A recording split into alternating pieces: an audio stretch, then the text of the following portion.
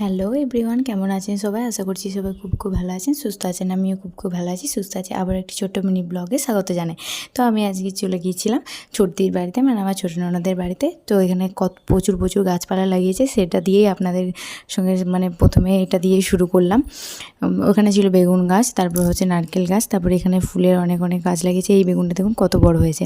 তারপর এই ফুলের গাছগুলোর নাম আমি জানি না, এগুলো ফুলের গাছ নয়, শো গাছ, যাই হোক, তো আমি জানি না।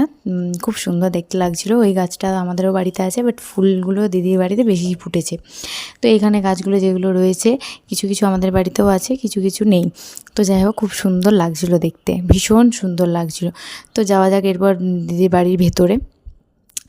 এই পাশে এদিকে টিভি রাখা আছে, এদিকে হচ্ছে রান্নাঘর, এখানে হচ্ছে সিঁড়িঘর, তারপর দুটো পাশাপাশি রুম আছে, তারপর এটা হচ্ছে ডাইনিং প্লেস, আর ওইদিকে ছিল বাথরুমটা। তারপর আমরা বেরিয়ে পড়েছিলাম বাজারের উদ্দেশ্যে। তারপর বাজার থেকে আসার পর দেখি পুচকিটা একটু কান্নাকাটি করছিল। তারপর দেখলাম যে ওকে ড্রেসটা দিলাম, ড্রেসটা দিয়ে ওকে ভীষণ ওর পছন্দ হয়েছে, ও খুলবেই না। তারপর অনেক কষ্ট করে খুলিয়ে তারপর ওকে নিয়ে বসেছিলাম, ওকে নিয়ে খেলছিলাম। বাচ্চাদের সাথে তো খেলতে ভীষণ ভালো লাগে, আর ওকে তো আমার খুব কিউট লাগে। তো যাই হোক, কেমন লাগলো কমেন্টে জানাবেন।